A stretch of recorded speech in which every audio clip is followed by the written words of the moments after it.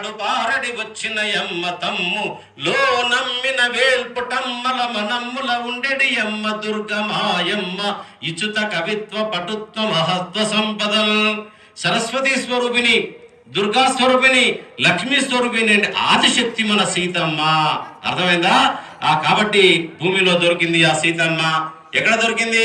రామాయణాన్ని పరిశీలన చేస్తే బీహార్ లో ఉంటుంది సీతామణి అని. ఇప్పటికి ఒక అద్భుతమైన గుడి ఉంది బీహార్ లో, సీతామణి అంటారు దాని. అమ్మ భూమిలోకి వెళ్ళింది ఎక్కడ?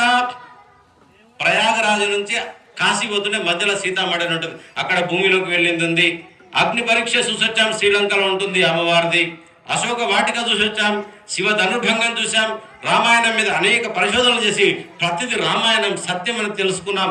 కాబట్టి అటువంటి అమ్మ నాగల్సాలో దొరికి అక్కడి నుంచి జనకపురికి వెళ్ళిపోయింది. అక్కడ శివధనుర్భంగం.